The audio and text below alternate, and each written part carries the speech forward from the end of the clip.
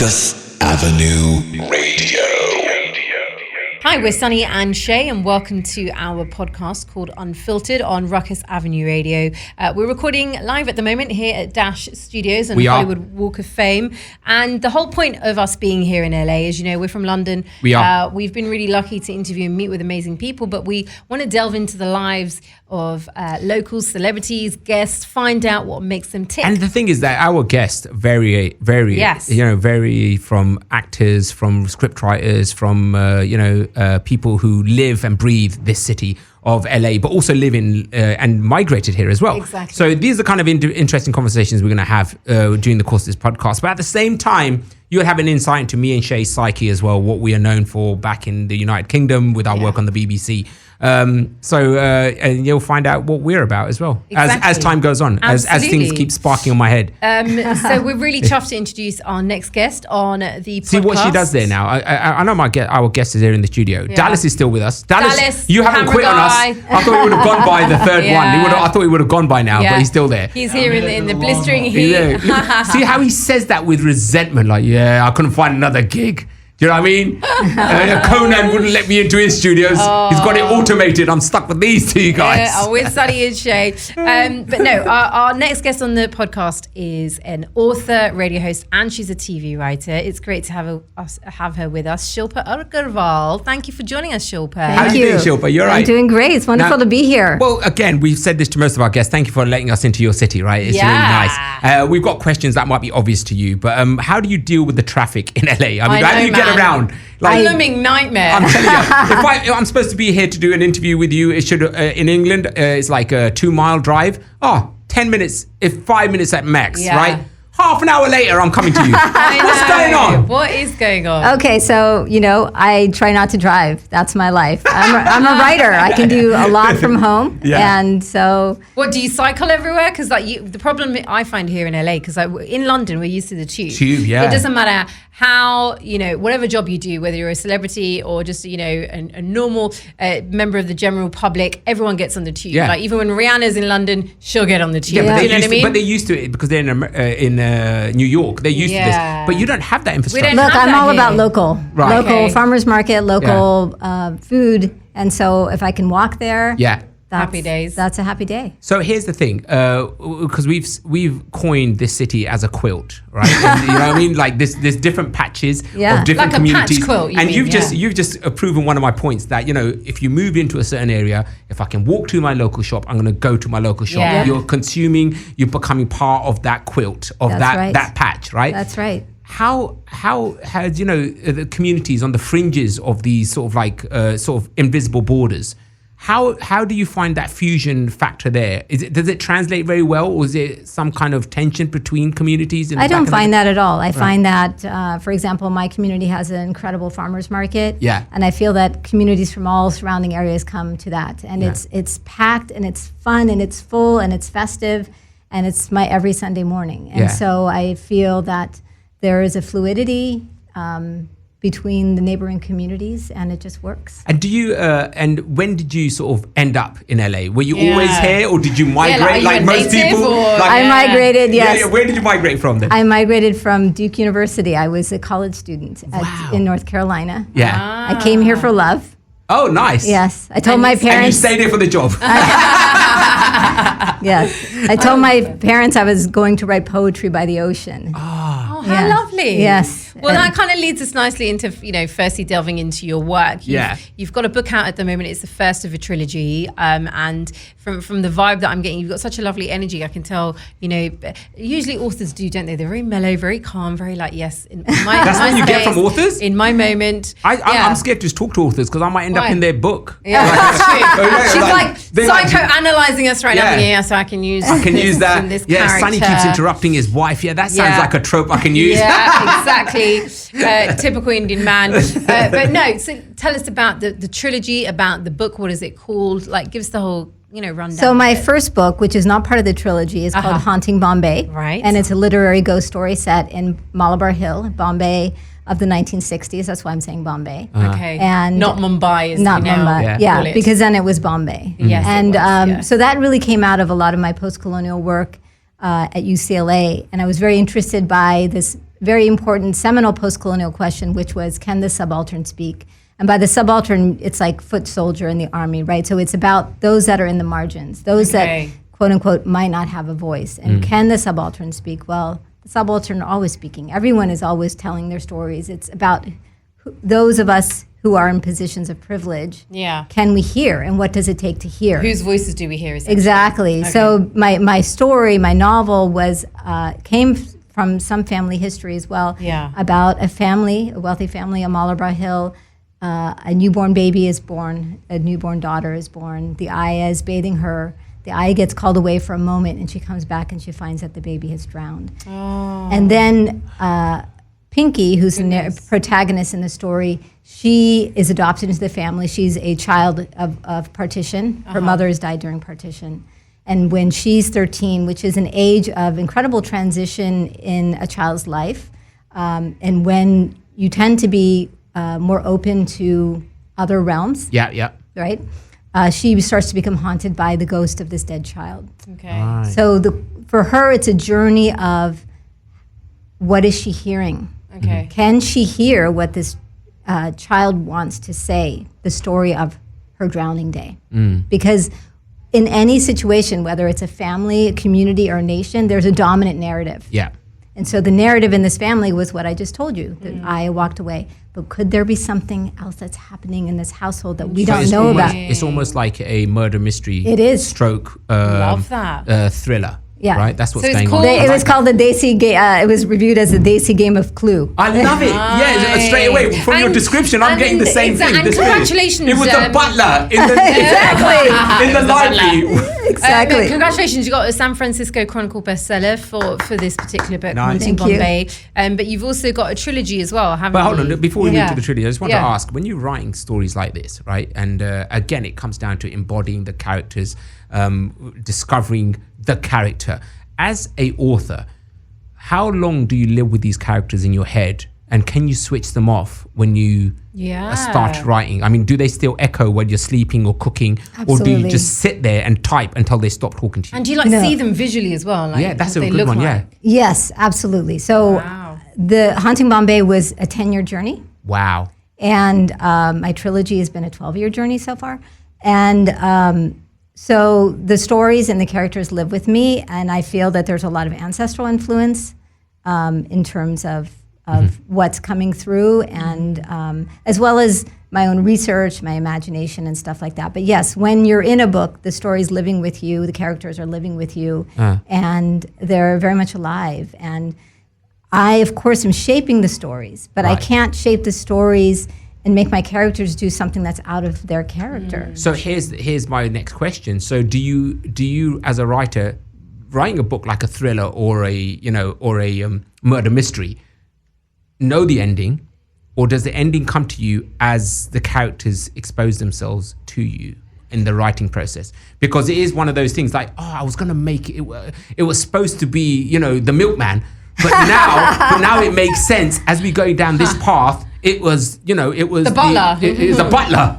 So I'm In the type of writer that does not plan things out. Right. I receive a lot of insight. Nice. I did know with Haunting Bombay what was going to happen. Okay. But like going into my trilogy, which has been a 12-year journey so far, the first book of the trilogy, I was getting a lot of dreams, a lot of insights, and one night I had this incredibly vivid dream. And I woke up and I was like, that's the ending of the book. Wow. And I had no idea I was only in the first half of the book. That's and amazing. then all of a sudden it just boom, it downloaded, and I knew that it was the end. And I thought, oh my God, That's a good See, I'm ending. how am I? Intrigued. It's an amazing ending. And you're so lucky because most people, like most authors that will interview, they'll always talk about the writer's block. But from what you're saying, you've never had a writer's block, or you do get a how is that for you? Shay, writer's block is, it's there. I mean, when you're working for 10 years and then 12 years, there's times in your life where your own inherent life force is low. There's struggles, so much else going on externally.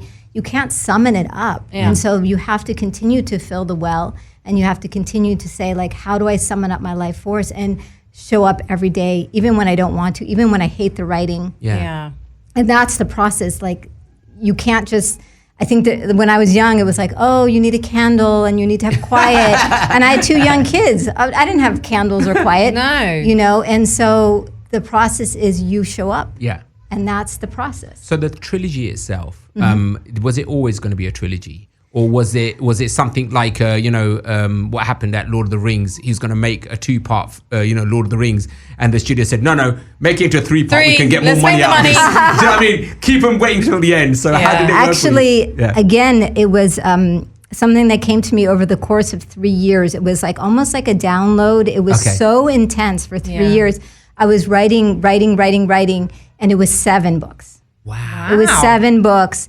And then... Condensed. And then not even condensed. It was like then the shaping process of like, I don't need this and I don't need that. What is at the heart of the story are these 3 books. So it's a lot of editing involved. I mean, I think that writers that are like, my writing is so precious. Yeah. Sorry, but No, like you have to cut and you have to know that you can always cut. It's kind of like a director, isn't it? When they go into an editing suite and then the editor's like, no, we don't cut it need out, that, cut it out. And it's the pacing of you can't the be story. precious of all of it because you need to understand the end goal, which is the final story. With your publishing, do you self-publish or have you got a publishing house? Yeah, so my first book was published by Soho Press, which is a fantastic independent publishing house. They're the cream of the crop in terms of mystery crime. Yeah. They have international mystery and crime, so they work with authors all over the world.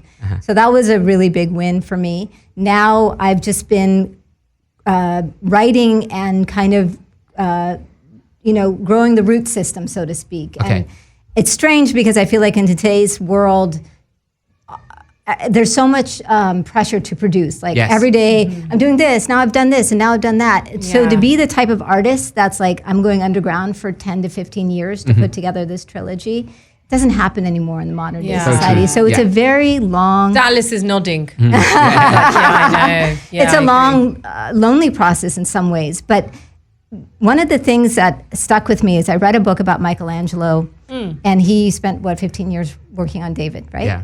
And the book says something about how he viewed time as a yeast, meaning that the layers need time to rise up. And in our Indic culture, of course, time is a force in itself. So true, Right? And so the idea of this book, the work that I'm doing that is about transformation and healing and decoloniality that I'm doing in the book, it takes time for the layers to rise, and it takes time for me to go into one book and then the other and then the third and see how they all talk to each other. But it's also about my life journey. If I'm going to put this out in the world, and this is about transformation and healing, I have to embody it. Ruckus Avenue Radio. My next question then is when a publishing house sends in an editor and says, let's look over your book, and then they trim some off because they're not emotionally involved like you are, right? So they're coming from a different aspect of this. And they advise or they do edit your book so that it flows well because they're detached from it. They're just a reader and they're professionals in their art.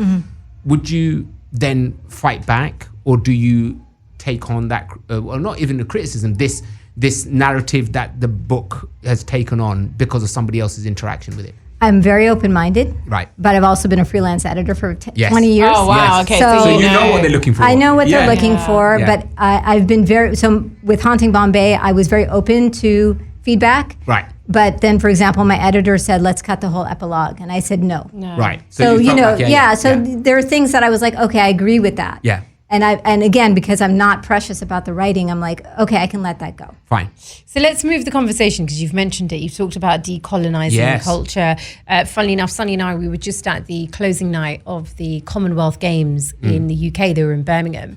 And, the Commonwealth Games, unlike the Olympics, are really contentious because you'll have certain communities who are like, no, look at the history. I don't want anything to do with the Commonwealth.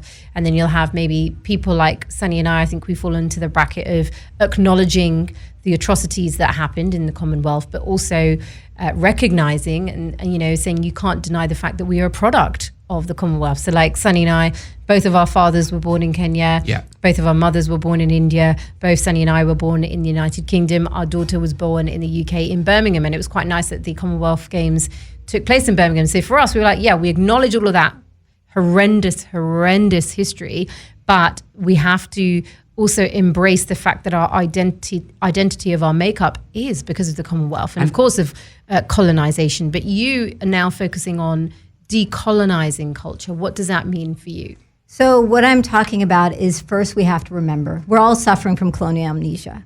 Okay, we don't actually, when we talk about atrocities, we haven't even touched the tip of the iceberg. But do you think that's amnesia, or do you think that? I mean, we're coming from this of the UK lens. There's a lot of debate now going on in the Houses of Parliament. A lot of people, prominent public figures, including Sunny and I, who are like, that history has actually been erased. We don't have amnesia. We just weren't taught it. So it's not in our history textbooks. It's like, yeah, let's acknowledge how great Britain was, but they don't, the history is not taught around the partition per se, and so many other elements. So, well, that's what I'm including in amnesia. We have forgotten. When I say amnesia, I'm saying we've forgotten who we were. Okay. And we've also forgotten what has happened to us. We think, okay, it was bad, but how bad was it? Well, there were genocidal policies in place. Mm-hmm. There were food rationing that during famines that the Bangladeshi community. That not even Bangladesh, the South, Mysore, Madras. Yes. There were so many famines during British rule, and they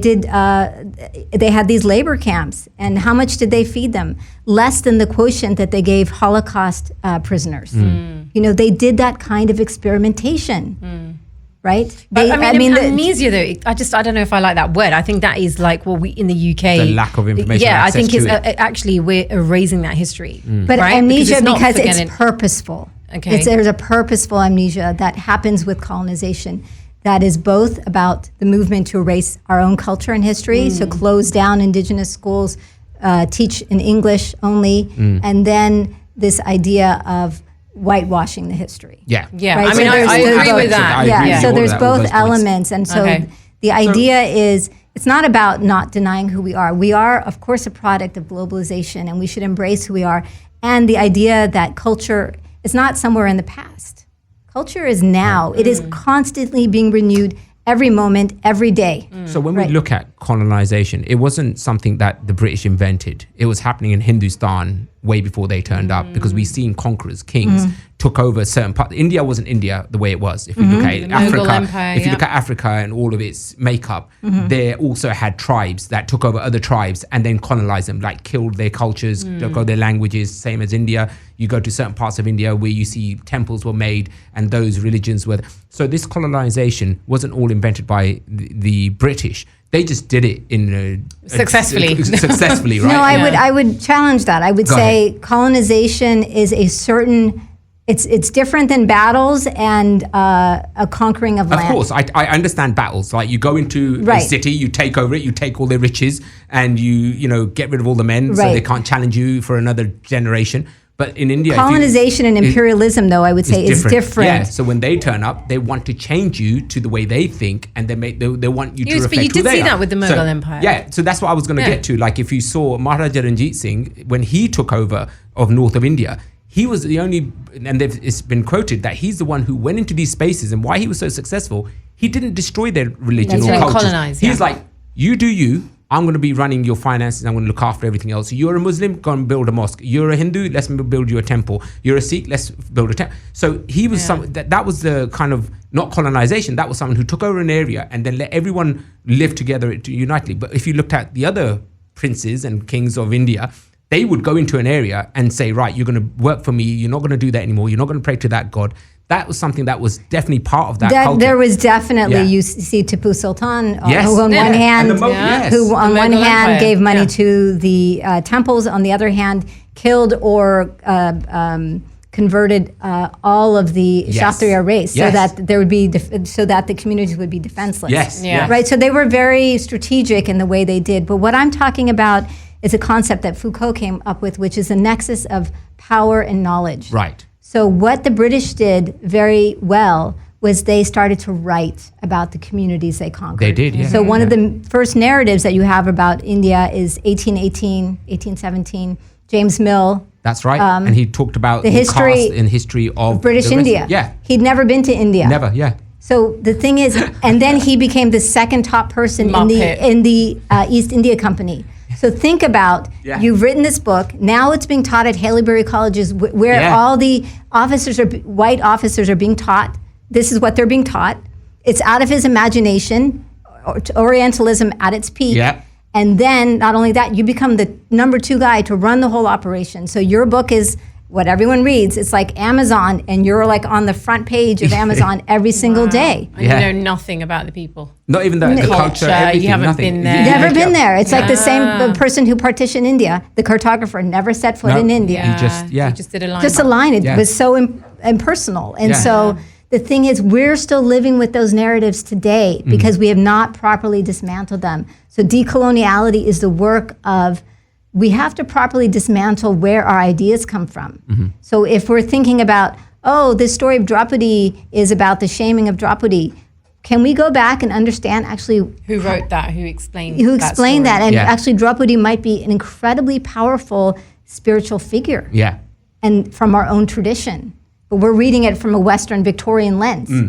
So for you, when you talk about, because, us having this conversation is definitely breaking down those barriers. It is decolonizing culture. But what practical terms are you doing that with? Because you have so much wealth of knowledge. It's kind of like I'd want you to, factually put everything down so that I could read it, and so reference it straight away. Do you know reference it in a lecture, reference it in an interview. Hold on a minute. So that's what the West told you, but this is where it came actually from. the reality of it. Because right now, when we do have these conversations, something that you talk about, I've been independently. That's most of my friends independently finding these sources. Yeah. Luckily, there are so many charities and individuals who aren't getting funded as much because they think that was then.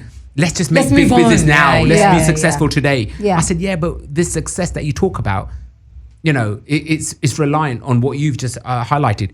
Whose success? The West success. That's right. You're feeding into the West and their colonization. And we're holding those notions of success as success. Thank you. Yeah. Right. So you're writing these down in your book. So what are you doing with this? So my academic work is definitely filtering into my trilogy. Brilliant. Right. Yeah. Nice. So you'll see it's set in India from 1818 actually to 1880. Okay. Right. And so all of this groundwork, what the British were doing from their own, because they wrote everything down. Yeah, they did. Yeah. Right. So it's all there. Documented, What they wanted to do, how meticulous it was, how careful and precise it was.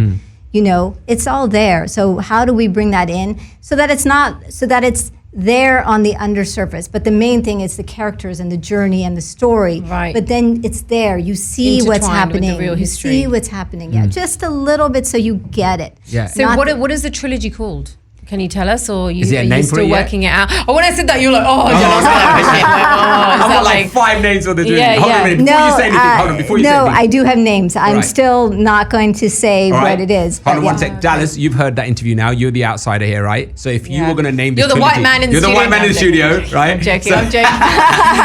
So if you were going to pick up this book, what do you think it would have been called if I gave you that whole description? What would Let him think about it. Let's think about it. You think about it, and we want a title from you. All right, Dallas. I'll give you an answer in the next 2 minutes. Give him some time because that's quite a question. Yeah, that's a good question. So And then I will give you the overall trilogy name, but not the book name. After we hear from Dallas. That's a good trade-off. That's okay. I quite like that. I think it's great. You're writing everything down. I mean, have you ever thought about like doing a documentary? Right. A lot of people, as an example, I don't know if you know, but Sonny's dyslexic. Yeah. So a lot of his information and the wealth of knowledge he has, however, has come through visually or through audio rather than actually reading a book. He'll listen to the audiobook as an example. Like, would you like to see this trilogy, I don't know, turned into a series? TV. TV? Because I was going to say, when you're talking in my head, I can visualize this right now. It's very cinematic. In fact, when I wrote Haunting Bombay, I had a chance to read it at an event. Mira Nair was there, filmmaker. Yeah. And I was nursing my baby, so I had to run out in the Just lobby. like we are right now. Yeah, exactly. And working moms. Moms. And I was in Washington, D.C., and she came out to meet me, and she said, your work is incredibly cinematic. And that was many years ago, before my first book was even published. And I kept that seed in my head that's what I want. That's what we want to see. I mean, more of these kind of stories. I'll be honest with you. Let's put it out in the universe because I'm a big fan of horror, number one. And number two, I love thrillers and all of that stuff. And when they're connected in this quite unique way and taking on these tropes from our culture, like, reincarnation and stories from our ancestors trying to talk to us, connect with us, that straight away makes my hair stand on end. Yes! Put this in a film. You know what I mean? It's brilliant. Yeah. Thank you. Ruckus Avenue Radio. Let's go back to Dallas's house. 2.5 minutes. 2.5. We gave you 2.5 minutes before we ran out of time. What title did you come up with, Dallas? For the trilogy. Oh man, you put me on the spot, the hot seat. Give me one more minute. Oh God! Before we go, we're gonna get that. All right, fine. All right, but then for our listeners who's listening, tell us at least the title of the overall. I can't because that's going to influence him. He's got to go first. Clever woman. That's why. Okay, that's why she gets paid the big bucks. All right. Yes. So okay, what we'll do then? I know because time's limited and there's so much to talk to you about. I really was intrigued. Just before we started our chat, you were like, Sunny and Shay, I really want to talk yoga of motherhood. I was like, well, what is that? You know, because usually when we hear of yoga, the perception is often just, Buddhism, one of two things. Breathing. For me, when I think of yoga, it's just the exercise, the commercialization of it. I don't think anyone thinks Buddhism, if I'm brutally honest. Do, straight away. That's just because you're into that. But I think the majority, the 99% of people hear yoga and will think either of a hot yoga studio or the commercialization of yoga is like, you go into a gym and, they've got a 20 to 30 minute fast track yoga and there you go.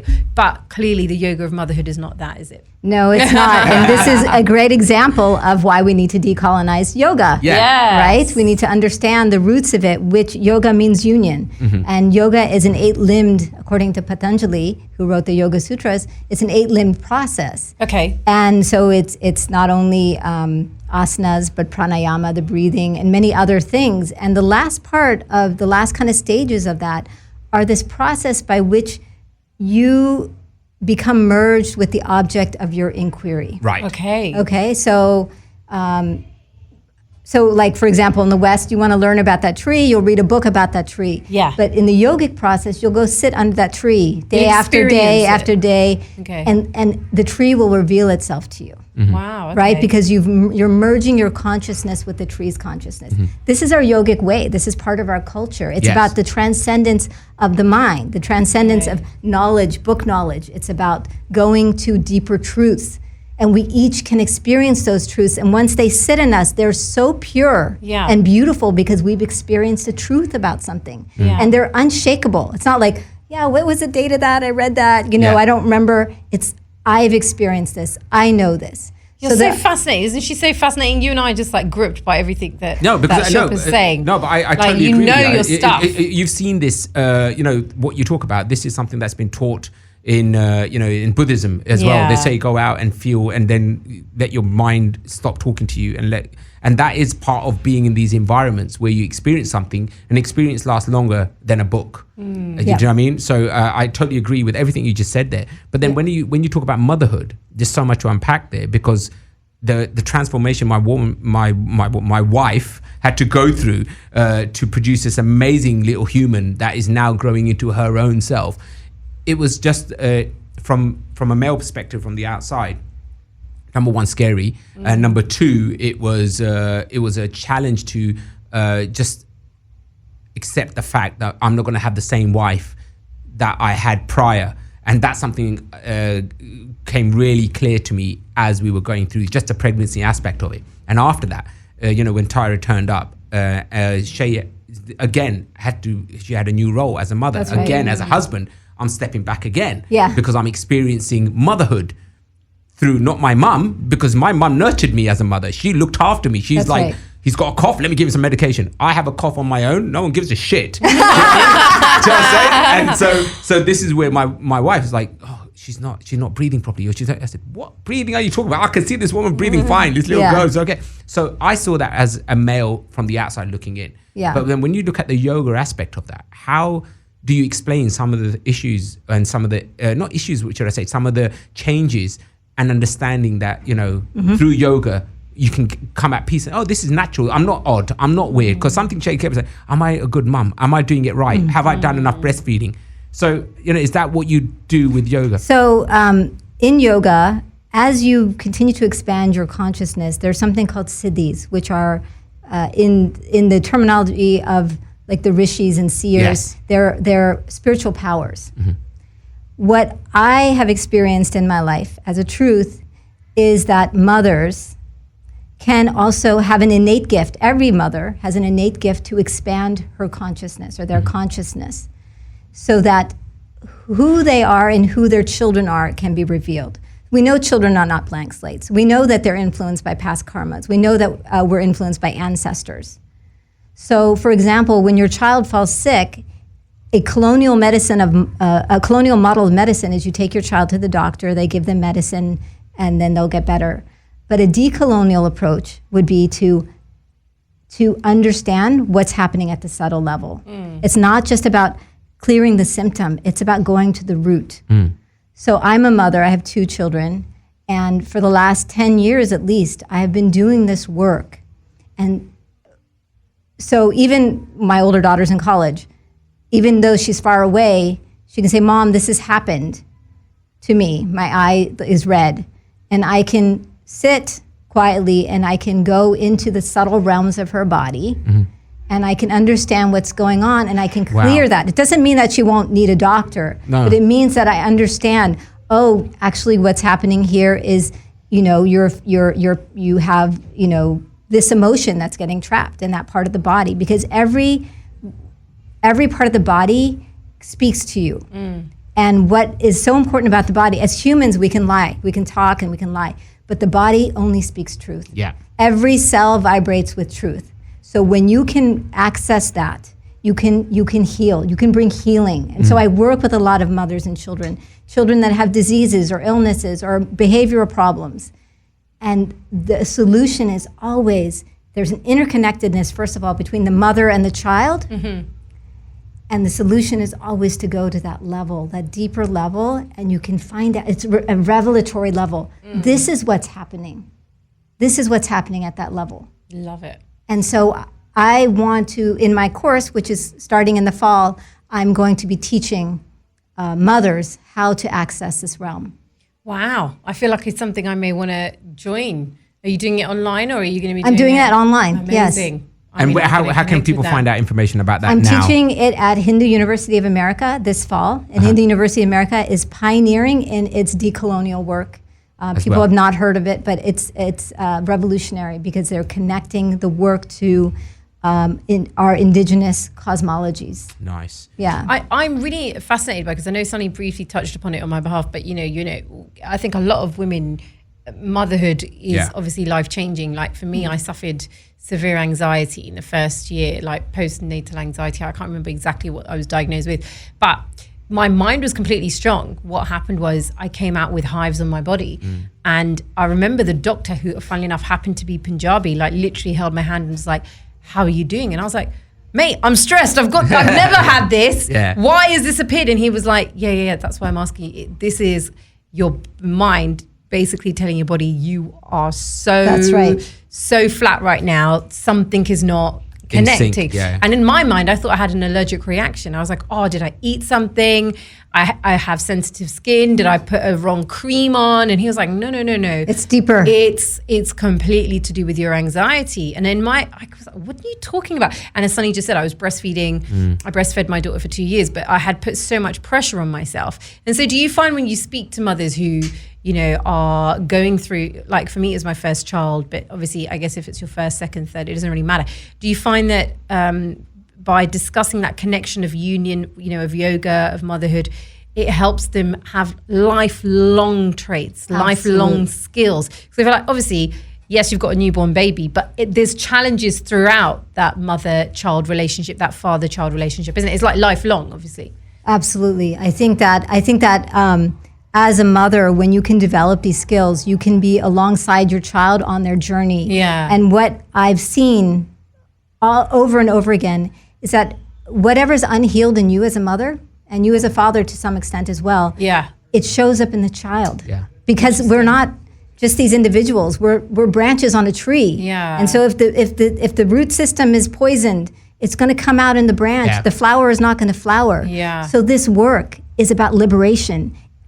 All the work I've done, my vision has been to liberate myself and my children. Love that. All the things that I have to see in myself, I'm going to see them and I'm going to transform them for my own liberation and for future generations. Nice. And that is the work. This is the potential of this work. So the Yoga of Motherhood is coming in December. When you say it's coming in what October. Does the fall, okay, see this is the nuances of like the US and America. And US and UK, because when we say the fall, we think winter. Oh no! Yeah. We're like, oh, so you mean like December? All the trees start falling. So when you say October, we would say autumn. So when you say, so it's from October. Yeah. October, beginning of October, the Yoga of Motherhood, Hindu University of America. It's going to be online. It's going to be an incredible experience, transformative experience for my is students. Inviting to anyone, right? Absolutely, all over the world. Yeah, this is not exclusive to any one group. It's like anyone who's breathing, you can have a go at this. Have a go. I love it. Yeah. So just before we go, what's the title, mate? Yes, Dallas. Whispers through centuries. Whispers through centuries. Oh my God, he really got it. I love it. Runner-up was what was it again? Building Tomorrow yesterday. Building Tomorrow yesterday. See, that's quite good. So this was about the decolonizing trilogy. Yeah. Nice. Both of those are really nice. My title is Daughters of Kali.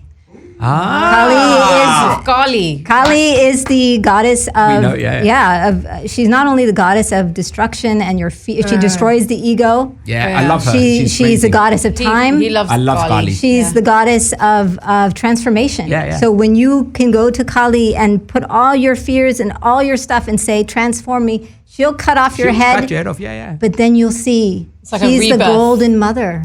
She's so compassionate. What did I say to you? It's like a rebirth, I need to learn more, because when I think of Kali, I think I normally have Kali. Is it Indiana Jones? Is it Indiana Jones? No.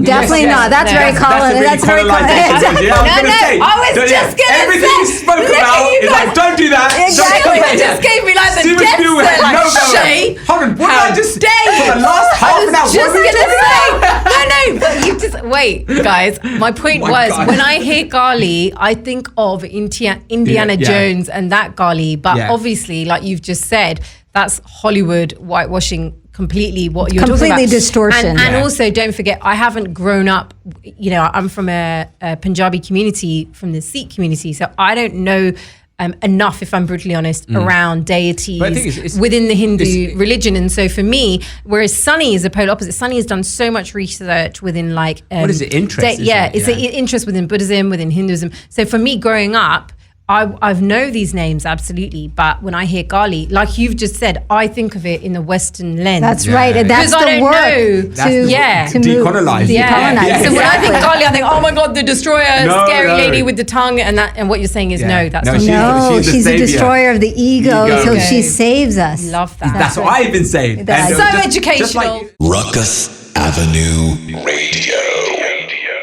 Greek culture, I mean, you heard of Medusa, right? Yeah. She's my favorite, she's a tragedy, unfortunately. But if everyone just sees a snakehead woman...